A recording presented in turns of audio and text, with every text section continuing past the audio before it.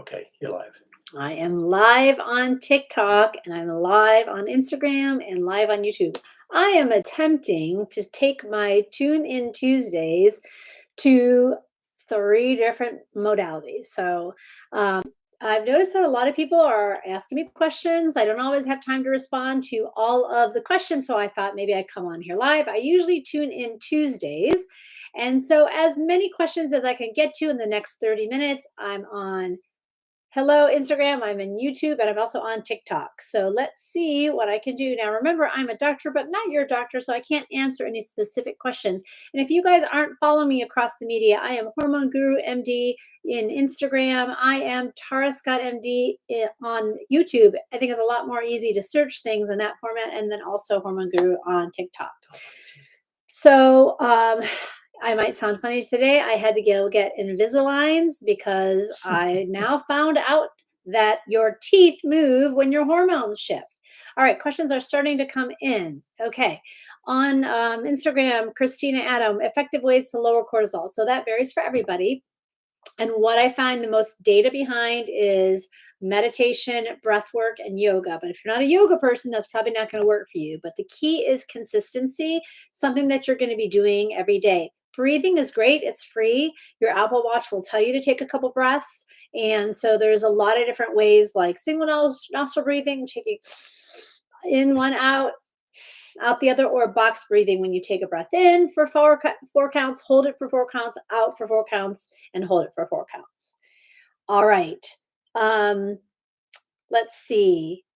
What would be the best advice for PCOS high cortisol? So PCOS high cortisol, your DHEAS is going to be high, and your cortisol is probably affected by your insulin. So PCOS, one of the best things you could do is, Mia, start to try to work on your insulin resistance. So part of it could be inositol, part of it could be a modified paleo, part of it could be gentle exercise, but that seems to get the ball rolling with the anovulation.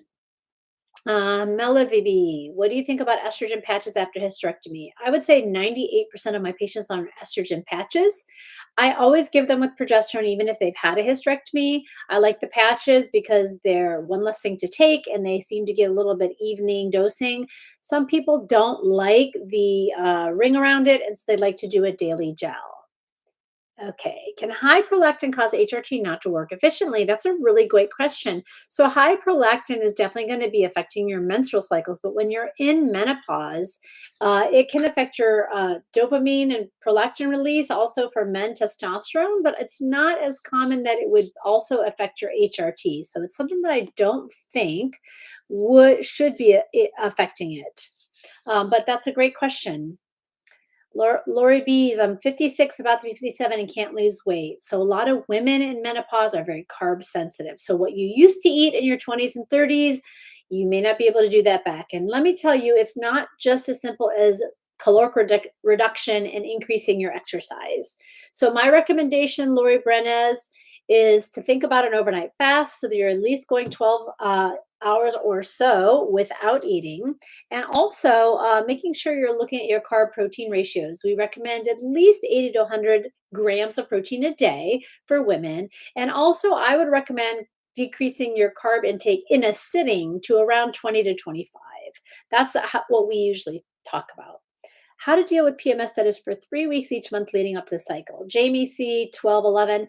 That sounds like you might have either too much estrogen that's really leading to your PMS, because PMS is usually the week before your cycle starts, and that's usually a progesterone issue, that you usually have low progesterone or you're very sensitive to the drop in it.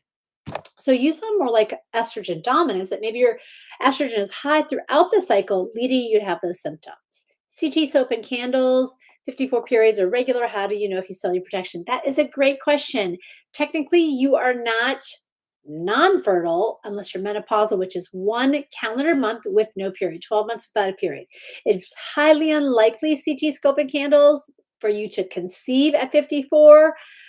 I did hear of one patient that it actually happened. Prior to just hearing about her last month, I hadn't heard of anyone that age happening. So you do still have to have some protection. Okay. Let's see. Natural progesterone has made my cycle perfect again. Yay, but I've gained 10 pounds. Christina Adam, it could be the dose of progesterone because a lot of times that is dose related. Um, Wanderlust, please tell us what shampoo to use for frizzy brittle hair falling off. Let me tell you, Wanderlust, my good friend Dr. Annika Becca, the girlfriend doctor, just launched a hair product for menopausal hair. And so I purchased it, and it's more of a leave-in conditioner, and I cannot remember what it's called. But go to the girlfriend doctor and go to her site. It's a you put it on the ends. It really helps for that brittle health hair, and usually you put it on before you wash your hair. So I put it on the night before. I put it on last night. I slept in braids and then I washed my hair this morning. Can you use HRT if at the end of menopause? Lisa Ricard, yes. I personally don't make my patients wait till 12 months without a period. I want to make sure I'm looking at their hormone levels and treating them appropriate. YouTube, Becca D. Hey, trouble getting pregnant. Haven't been in able 4 years. The doctor said everything looked good. My hormones are out of whack because every month I feel like I'm getting pregnant. Becca D. I had the same issue.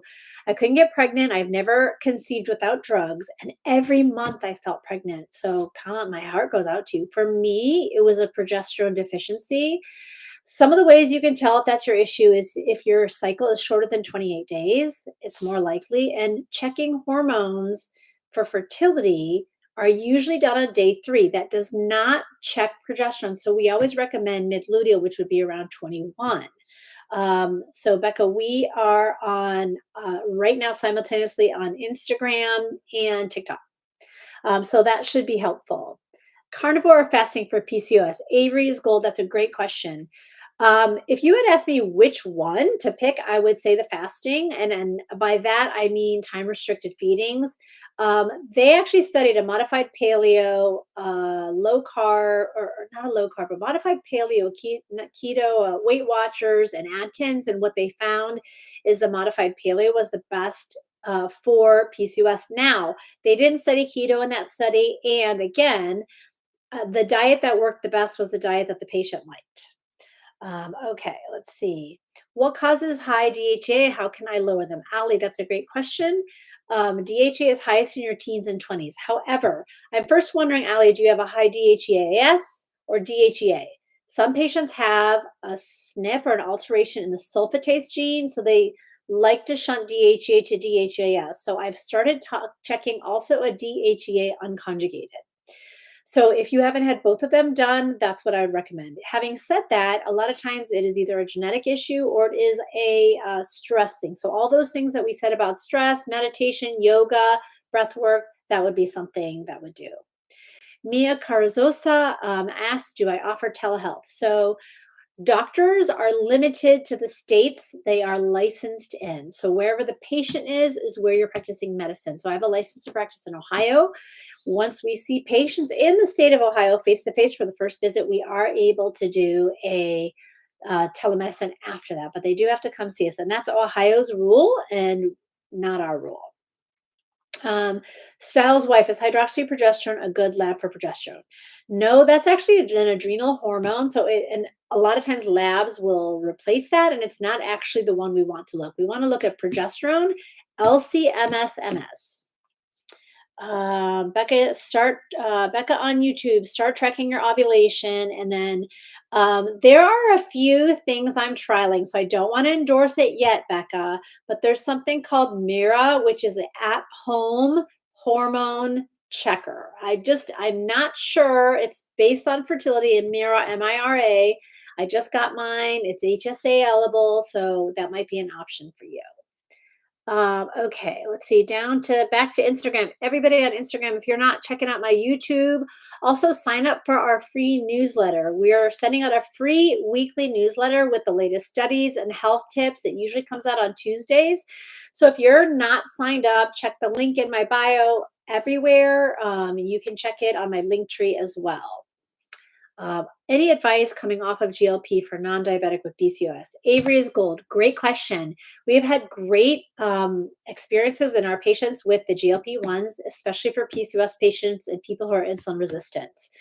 One of the things that we do to wean our patients off is if they're on semaglutide, that has an 8-day half-life. So when you're still in the weight loss phase, you do want to make sure you're taking a weekly injection. So the first thing might be to decrease the dose, and the second thing we do is we increase the interval of the shot. So if you're doing it every 8 days, maybe you're doing it every 2 weeks at first while you're decreasing the dose. Um, there are some natural GLP agonists, but a lot of times it depends on how your insulin resistance is. So those are the things that we would be checking with your blood work, fasting insulin glucose A1C to see if you have any issues there. And we would put you on a maintenance program. So we've had really great looks with it. The Sun God, thoughts on Adderall? So that's a great question. So it really depends. Adderall is something that helps the symptoms, but not the cause. So a lot of my patients are using Adderall because they have either a hormone deficiency, they have a cortisol issue, or they have a problem metabolizing their neurotransmitters, specifically dopamine. There's an enzyme called COMT that if it's fast, that your dopamine will be depleted. And sometimes people suffer from ADD inattentive. So depending on what your station of life is, if you need to get through your job or whatever, it might be something you have to do.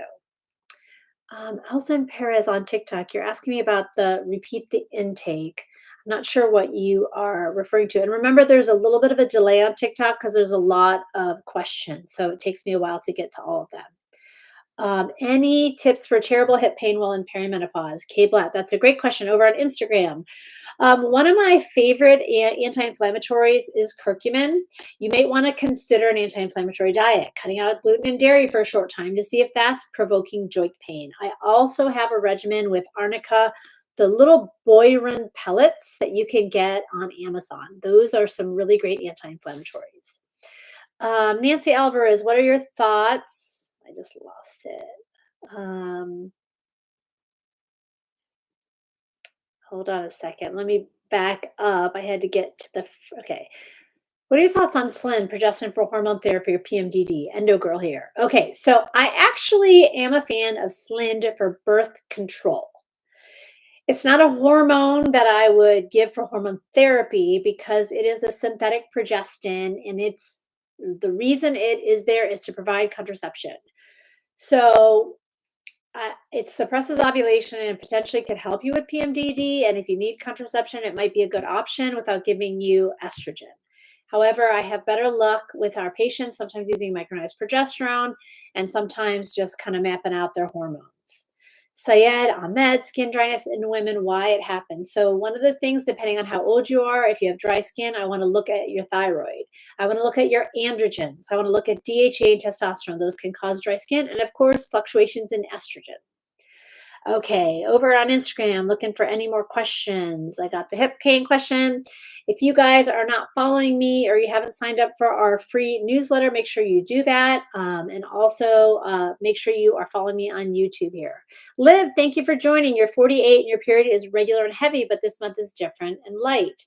Well, this could be the beginning of the perimenopausal changes. The definition of perimenopause is once your period changes from, let's say, 28 days to 7 days longer. That would be perimenopause. But if you've had a change in your symptoms, that might be part of the change of ushering you into the perimenopause. Christina, I'm on Provera for heavy floods. Is that safe with a history of blood clots? So some of the data does show that Provera can increase the risk of blood clots, but it's just a matter of for you weighing what is the risk of heavy bleeding versus what is the risk of Provera. For a patient like you, we'd want to get to the bottom of why are you having the heavy bleeding rather than giving you something like Provera. But thank you for sharing the live. Heather Lee, what are women's in the 40s and 50s using for birth control these days? That's a great question. So if you ask me my opinion, what I like is when women are done with fertility to think about permanent sterilization. So tubal ligation, my favorite form of birth control is vasectomy. You do not have to go into the body cavity. It is a local anesthetic. And don't you think the men should participate a little bit in birth control? I personally, at the time, my ex would did not get it done, so I had to get my tubes tied. And that wasn't a problem for me. Now, having said that, a lot of women who aren't ready to do that maybe want to do some of the progestin IUDs or the non-hormonal IUDs, which is a copper IUD. So that could increase your bleeding heavier. So it might not be for everybody. And the progestin IUD does give you systemic hormones, not as much as taking it orally, but you just have to be cautious of that. So hope that helps, Heather. Bhakti 6141, myo-inositol to help with perimenopause transition, especially in the 40s, just seeing occasional irregularities periods. That could be something that could help in your early 40s. Some people find help with chasteberry, um, ashwagandha. There is a supplement called Vitex plus plus inositol that could be helpful also. I always think of inositol when I think there's an issue with insulin, specifically for PCOS patients, but I think there's a chance that that could really be great. Let's see, anything on YouTube? Nothing on YouTube here. All right. What is the best hormone testing? User 68519. So anyone who knows me and hears me speak at conferences knows that there is not one best testing. Having said that, 99% of our patients start with traditional blood testing, but it's when we tell them to go, how we tell them to go, whether they take medicine or not, and also what day of their cycle and what we order. If you look at the level of estradiol, virtually any level would be normal and normal limits if you don't know what phase of the cycle or how to interpret it. So I really think blood testing is helpful because we can check thyroid, we can check cholesterol, metabolic things, lipids, insulin, and glucose. So blood testing is a lot of what we do. If I want to know how somebody metabolizes hormones, I will do the dried urine test or the Dutch test because it gives you a comprehensive look at how you metabolize your hormones, how you do what you do with them, and also your cortisol. I also am a big fan of saliva testing too, and so sometimes that would be when somebody doesn't have ovaries and I need to know what is their body doing, turning in adrenal hormones. So there's all different types of testing, and each of them has its merits. But I would say we do a lot of blood testing. K Blatt. Well, the patch absorbed through the thickest part of my belly. It's actually very efficient at driving that hormone in. And so you can, but most people put it kind of on the lower, almost to the groin area. So you do want some fat to be there. You don't want it to be on thin skin, but it should absorb through that. Okay, CT soap accounts. What kind of birth control pill would a birth person at 54 use? Oh, I really do not like birth control pills at 54. Sorry. But if you had to press me to say I would go on the lowest dose one, I would either do a NuvaRing. But again, remember CT soaping candles, you are suppressing your own body's hormones when you take a birth control. So if you're asking me solely about birth control, it would either be the NuvaRing, which is non-oral, or it would be a progestin-only Slin, which we talked about, or low estrin. Live this month different and I'm anemic. Can you advise me? I've been trying to conceive too. Well, when someone tells me they have heavy periods and so much so that they're anemic, I always think that they have a lot of estrogen. So Liv, I'd love to see you get your blood drawn on day 3 and also again on day 21. That's how I would do it. Mia's asking exactly, piggyback on that. What blood test would you recommend to help out the root cause of hormonal issues? Okay, so if I'm going to check someone who is, say, perimenopausal, who has fatigue, I'm going to do a full thyroid panel. That's going to be a TSH, a free T3, a free T4, a reverse T3, and possible thyroid antibodies. I'm also going to check their metabolic hormones. That is their A1C, a complete metabolic panel, and a fasting insulin. We might even throw in a leptin in there and an adiponectin if weight gain is a problem. As far as female hormones, I'm going to check most commonly between ovulation and period. So arbitrarily around day 21, I would check an FSH, an LH, an estradiol, an estrone, a free and total testosterone, a sex hormone binding globulin, a progesterone, LCMS-MS. I would check a DHEA, a DHEAS. Daily Danica, are studies showing less muscle loss due to aging with HRT use? So that's a great question. So I will say that it is helping, but many traditional providers that are okay with prescribing HRT for some reason are not addressing androgens. So that's testosterone and that's DHEA. So you may be getting estrogen and progesterone, but you might not have had your androgens. I had another person message me saying, hey, I found a provider who right or hormones, but not for androgens. Okay, a lot of docs don't believe in estrogen or progesterone dominance. What then? Jade Blue. Well, it depends on if you're menopausal or not menopausal. One of the things you could do is go to an integrative or functional medicine doctor, someone who's going to check your hormones. I get asked all the time how to find a provider to work with. The biggest thing that I would say is go to www, the letter A, the number 4.m.com, a4m.com. That is the fellowship that I am trained in and I teach for. There is in the upper right corner, it says find a provider. You go to their directory. You want to put in somebody who's fellowship trained and board certified. And you can put in your zip code. You could look at menopause.org, but they are not going to test your hormones. You could look at ifm.org. That's functional medicine, but not everybody who's done IFM is a hormone specialist. So you got to vet them and look at their site, look at their website, look at their social media. A couple of questions about how they see you. Do you take insurance? Do you do it over the phone? So you might just want to address that. Okay, so there's a couple questions on how I work with patients. I'm currently seeing patients at Forum Health Akron. We do have 30 or 40 sites all around the United States. They're not all affiliated with me, but they're in a practice where they have access to ask me questions. As I'm a medical doctor, I'm licensed in the state of Ohio, so I have to see patients face to face for the first visit. That's Ohio's rules. That's not my rules. There's really no way around it. After patients see me for the face to face visit, they can see me for 1 calendar year virtually after that. I have 2 rock stars nurse practitioners that are amazing. You can see them also. And I also just hired a physician's assistant who's going to be amazing, but we're training her right now. So there are some other options to work with our practice. I just mentioned also about finding a provider as well. Okay. Will testosterone help with low mood? K Blatt, yes. In my personal experience, yes, it's helped tremendously. And also with my patients, it's definitely helped when it's low. If it's normal and you give testosterone, not necessarily. Okay.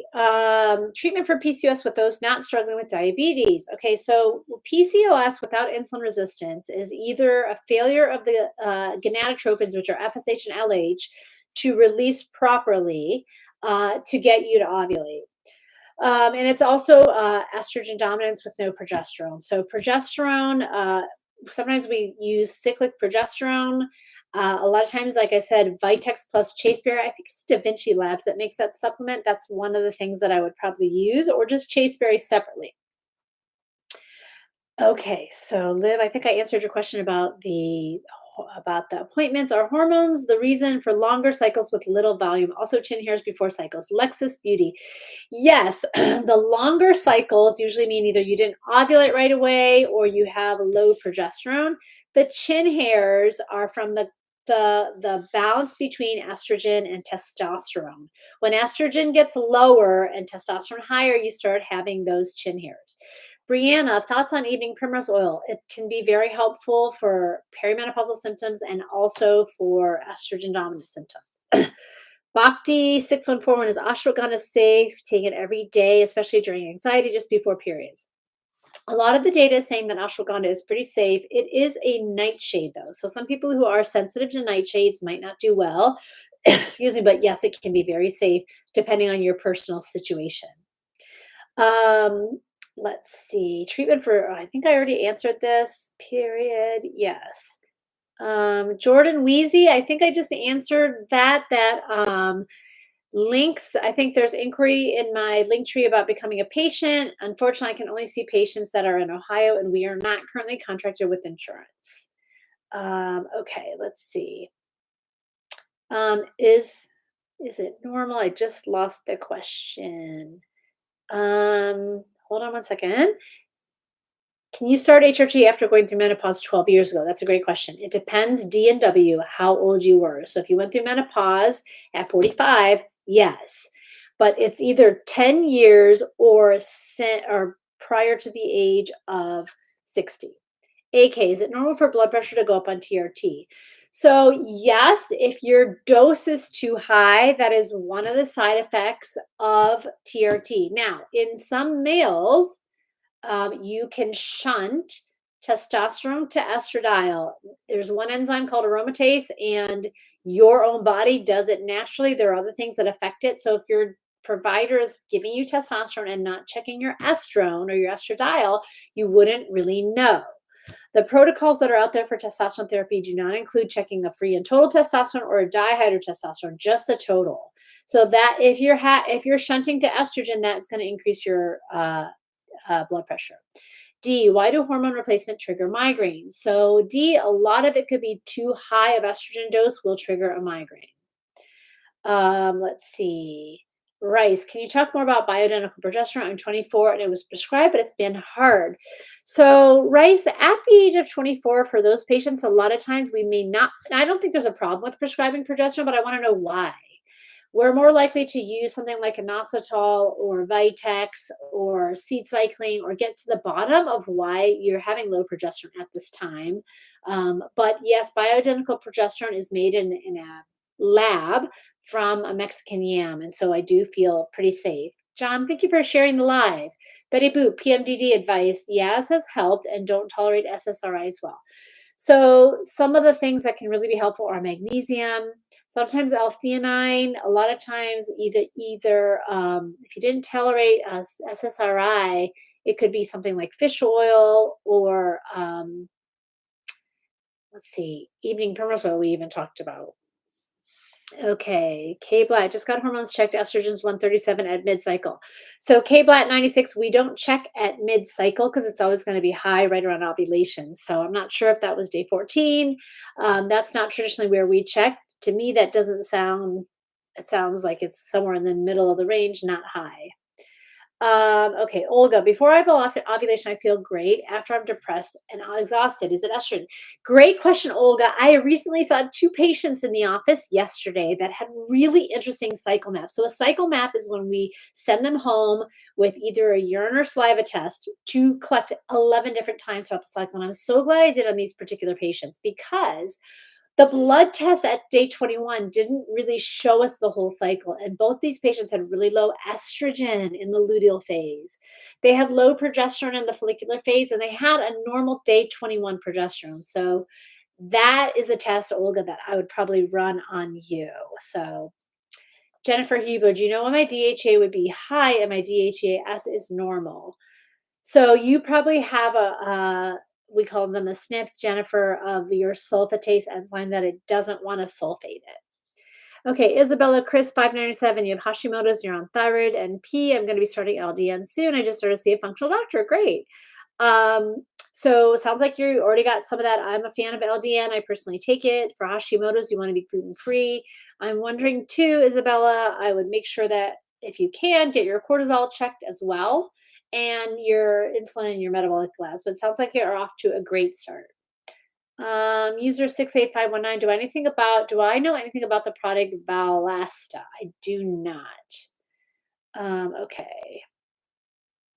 Tahoe, how risky is bioidentical HRT for cancer? That is a great question. I will tell you that this is published in the North American Menopause Society's position statement that if you take bioidentical hormones, as a woman, your risk of breast cancer is 13%, 1 in 8. If you take bioidentical HRT, you are increasing your risk by 0.01%. So 1 in 1,000. That means your risk of breast cancer as a woman sitting here is 13%. If you choose to take HRT in a bioidentical form, your risk now goes up to 13.01%. So that's the cancer risk associated with bioidentical HRT. Mrs. Singh would be using BHB salt balance the hormones. So I don't know what BHB is actually referring to. Gail, I'm reading questions from YouTube and Instagram and TikTok all at the same time. So if you have a question, Gail, you can put, okay, Valasta. Okay, I don't know what's in Valasta. Do you want to look up that and see if you think you can see what it is? Laura Buster, do you follow FSH levels in postmenopausal women to make sure they have enough estrogen aboard? That's a great question. I do check it. I don't try to suppress it though, because I've seen variable things. I've seen some people that it suppresses, some people that it doesn't, and I can't. And it's an indirect measurement of the estradiol. I'd rather measure the estradiol, but we do check the FSH levels as well. So that's a great question, Laura Buster. Okay. Agnes Miller 548, what age do you go off birth control? That is a great question. So my preference is when you are done with fertility to not use a hormonal birth control if you can. Now, if especially birth control pills. You might want to use a hormonal IUD. That's progestin, which still has some risks. One of them being an increased risk of breast cancer compared to birth control pills. However, you're only getting the progestin and not the estradiol. I would love for everyone to get, if they're sure they're done, their tubes tied, or a vasectomy, so they didn't have to take any hormones. The last is Okay. Lost says what? xanthine. Astaxanthin? Okay, so astaxanthin, I traditionally know that, Gail, as a supplement for eye health. I haven't heard much of it. I think I've also heard it in the anti-aging realm. I haven't heard much specific for menopause. Uh, let's see. User 78008, does birth control help delay menopause for someone with diminished ovarian reserve? That's a great question. Theoretically, it is suppressing ovulation, and you're born with so many eggs, and when you run out of eggs, that's menopause. So I don't know that that's been studied, but it could potentially. Okay, let's see. I'm 69 and can't get estradiol. I think my reading was 50 estradiol. 50. Can't get estradiol. I think is estradiol a type of estrogen in another country? I'm not really sure what that is. For those of you joining in late, make sure we are live across all three platforms: Instagram at Hormone Guru MD, on YouTube, Tara Scott MD, and in TikTok as Hormone Guru. And if you're not signed up for our free newsletter, make sure you click the link in my bio to get that. It's coming out every Tuesday with health tips. You can even submit on here topics you want to hear about in the newsletter. I think on YouTube it's kind of easier to search the videos to kind of look for a specific topic if you want. Hope Flo, it's great to see you on here. I asked for hormones, so to be checked, and doctor said I'm having a period. It's within normal range. You know, surprisingly, I would just agree. I had 2 new patients that were 23 years old this week. So Hope, maybe you can find somebody for who is seeing patients that age. Mirna Perez, I'm in perimenopause and told I have low testosterone. In your opinion, what's the best way to go? Great question. If you look at the data from traditional publications, the reason to use testosterone is postmenopausal low libido. So anything that is not that premenopausal would be considered off-label. We use off-label drugs all the time, so that doesn't discourage me from using it. Mirna Perez, I want to see that it's low. I want to see your free and total. I want to see your SHBG, and I want to see your dihydrotestosterone, your DHEA, and your DHEAS. Then I'm going to make an assessment that way. If you're low in DHEA, a lot of times we'll preferentially give that. That does increase your testosterone, but it really just depends on your symptoms. Okay, TBD fit. Do you add in hormone support, DHEA, or progesterone during lactation? That is a great question. I do check labs during lactation postpartum. I have given progesterone many times. If they are nursing, we want to be careful about an androgen like DHEA, because if you have a female baby, you're giving them androgens, which is not a good idea to get exposed. So I would probably not give that to somebody who's breastfeeding, but I have and would consider giving progesterone depending on the situation to a patient who's breastfeeding. Pat G, thanks for joining. I'm 72. 20-year-old WFPB vegan, having vast hair loss with wide part, want muscle growth, fat loss, bone density. Okay, so for 72-year-olds, some of the things that we do is we're definitely going to check your androgens. We're going to check your adrenals. We have also been using peptides in our practice, so that might be an option for you as well. Pellets 800, Lorna was prescribed to me for my perimenopausal symptoms. So that is a synthetic estrogen and a synthetic progestin. It is going to give you birth control if that's what you need, Pellets 800. It's not bioidentical hormones, and it's not hormone replacement in my mind, okay? But if you need to prevent pregnancy, that might be an option for you. Okay. Let's see. Melasta. Okay, so it definitely seems like that's an option. Okay. Cha-cha-cha, can I use progesterone cream in menopause? So, progesterone cream over the counter could provide you some relief. The US, if it says USP progesterone, it could have some progesterone in it. However, the canned instructions are 20 milligrams twice a day, which I think is too high. And we wouldn't give it twice a day, and we wouldn't give it every single day. So just be careful about how you're dosing it and the dose of it. Progesterone cream by prescription under a doctor who knows about it can be used in perimenopause as well. But once you're taking estrogen, we don't have any studies that show that progesterone will actually prevent the growth in the uterus from the estrogen. Isabella Chris 597. What's your opinion on muscle testing for diagnosing? So I have read about it, and I've actually had it done on me for some things by a chiropractor I used to see. I understand the science of it. It's not something that I am trained to do. Um, I think in some ways it can be right, but some ways it might not be. So I think for a good trained provider, they're usually chiropractors. I mean, it could be something that could be helpful depending on what it is. Lobo Love 80. 200 milligrams in estradiol, 0.05 versus Combi Patch. So the Combi Patch is bioidentical estrogen, but is not bioidentical progesterone. It is a synthetic progestin. So I like you taking it separately. Nadia, December 13th, last period, no period yet, and trying to get pregnant. December 13th. Well, I think I would take a pregnancy test if I were you first. Seems like it's been long enough that a pregnancy test would be positive. If it is positive, if it isn't positive, then it doesn't look like you ovulated this cycle. Okay. Progesterone and estrogen treatment after 60, is it safe? Ingrid, so all of it depends on when you started your hormones. If you started them before 60, there's nothing that says you have to stop them at 60. We just don't like to start them after 60 or outside of longer than 10 years since your last period. Okay. Thank you for those of you that are joining on Instagram. If you are not following me on YouTube, subscribe, and also to our free newsletter. What would be your treatment of choice for Hashimoto's? Isabella, it's looked like you were off to a good start. I also have Hashimoto's. I am taking LDN. I am taking a compounded thyroid. I am gluten-free. So I'm on an anti-inflammatory diet. So I think that is a good, there's definitely a good start. Now, a lot of Hashimoto's patients also have gut dysfunction. So if you haven't had that evaluated, and also a problem potentially with insulin. Lizette Ma on Instagram, do you recommend any supplements to assist for insulin resistance? Yes. Inositol is one of the good ones. Berberine, another one, 500 milligrams 3 times a day. Some of the supplements can have chromium and vanadium. Isabella, remember, I have 2 Rockstar NPs as well. I have 3 other providers in my office. Any of us are happy to see you if you can make the trip to Akron, Ohio. Okay, Marilyn Hicks, have you seen ashwagandha affect testosterone levels, particularly with PCOS?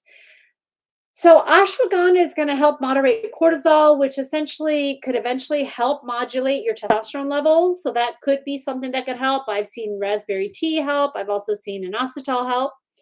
Ghost bucket, best way to naturally increase estrogen naturally, as close to naturally as possible. So depending on how old you are, seed cycling has some benefit on patients naturally increasing estrogen. And don't ask me to tell you the seeds. I can never remember them correctly.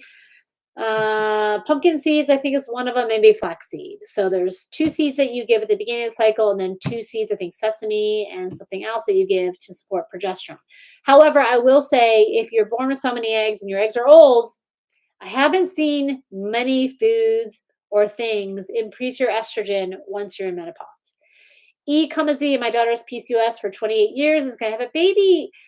Oh, congratulations. Yes, I've seen many people once they go through pregnancy, after pregnancy, they no longer have PCOS. However, just keep an eye on our insulin. If you can keep that in check, then that would be something that could be helpful. Okay. All of you on Instagram, you can catch the live if you join late. It's going to be posted on YouTube later today. Isabella is asking any advice on weight loss. So for Hashimoto's or insulin resistance, a modified paleo with some time restricted feeding is seen to be best. 12 hours at night with no food. 2 to 3 days a week, a little bit longer than 12 hours, and also making sure you're spacing your eating by 4 hours during the day, making sure you're getting enough protein, 80 to 100 milligrams total in the day. And each meal, I would recommend considering 25 grams or less each meal. What's a good level for estrogen postmenopausal? Show enough. So it depends on which assay you're talking about. The ultrasensitive assay that we use for estrogen, less than 10 is non-treated. So anything 30, 40, 50 would be good there. The traditional assay, less than 54, is postmenopausal untreated. So those levels might be higher, closer to maybe 100, probably 80, 90. Okay, we've got 5 more minutes to go. If you guys are just joining in, make sure you're following me on YouTube and sign up for our free newsletter that's coming up on Tuesday. We are in the process of developing some really great downloads too. We just have a new team that we've hired. I'm going live on Tuesdays around 7 p.m. Eastern. You can ask your questions on any of the medias. It seems like there's a little bit more on TikTok. On YouTube, Mrs. Singh, with taking moringa, lower cortisol levels. So I've heard some good things about that actually. So there's a lot of plant supplements that are adaptogens that can help lower cortisol. So Bhakti, cold sensitivity and perimenopause. I'm wondering what's going on with your thyroid also. And estrogen, when it goes up, sometimes people are hot, and when it goes down, you can all of a sudden get cold. Okay, let's see. Claire McNeil, my estrogen is slightly high, progesterone is great, husband is normal, not getting pregnant. So it's all about the ratio. If your estrogen is slightly high, I'm also wondering what your thyroid is. What is your, was that mid-luteal also? So, and have they checked your tubes as well? User 13375, how can I confirm if I'm in perimenopause? So perimenopause is also a clinical diagnosis. It is not a lab test. So once your periods extend by 7 days. So user 13375, if you have a period that is every 30 days and then you go 40, by definition, that is perimenopause. Nicaluna, Vioza is the new non-hormonal therapy for hot flashes. It's also been shown to help sleep.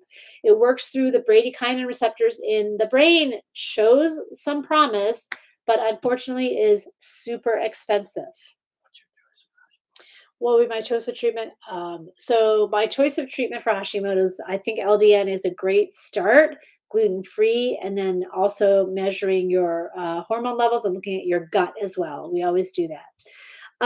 Edla Witt, what about implant? I don't know if you're talking about an implant for contraception. Not a fan of those, or an implant for hormones. Some people do really well on pellets, specifically testosterone. I'm not really a fan of estrogen. Brid, does cycle day 3 labs change from month to month? A lot. The AMH you can check anywhere throughout your cycle. It doesn't have to be day 3. Yes, every month, depending on how old you are, you could have a different cycle day 3 FSH and estradiol. Okay. Let's see. Lisa, my mom has a appointment with your facility in a couple of weeks. She's very excited. Lisa, thank you for tuning in. And thanks for that feedback. Okay, 3 people hurt. My blood test said estradiol 99. I'm in peri. Does that mean I shouldn't take estrogen? So to me, that seems like a normal estrogen level. Of course, it depends on when you had that blood test drawn, but it does seem like it's an okay, and you may not need your estrogen yet. Kelly Humphreys, sorry if you've already answered this, but what's the best way to balance hormones? Okay, actually, I get asked that all the time. I have not been asked that yet. So this will be, I think, our last question. How can you balance hormones naturally? First of all, eating is so important. Going on an anti-inflammatory diet, lots of cruciferous vegetables. Make sure you're eating enough protein, not too much carbs, and stuff that is not processed. Decrease your sugar intake, decrease your alcohol intake. 2, prioritizing sleep, making sure you're getting 7 to 8 hours of sleep. Now, if you can't sleep, it's kind of hard to do it if your hormones are off, but melatonin, L-theanine, things that you can do, magnesium to try to sleep. Number 3, whatever your stress is, identify it, see what works for you, whether it's meditation, yoga, breath work, something like that, and modulate your stress. And number 4, you want to make sure that you are moving. Whether it is walking, whether it is running, whether it is strength training. Strength training would be something really good. So those are the 4 things that you can do. Thank you to all you guys who have tuned in. Catch me on Instagram, YouTube, TikTok, 7 p.m. Eastern on Tuesdays. Hopefully it was okay. We're gonna try to figure out how we can get everything so it's I'm looking at the camera at the right time. Hopefully I got to a lot of your questions. I know I didn't get to all of them, so thanks for tuning in. If you're not signed up for our free newsletter, make sure you do that, and you can get health tips weekly on Tuesdays. And also check out my YouTube channel because this is where this will be actually uploaded so you can look at this after. So thanks for joining in, and it was great spending Tuesdays with you.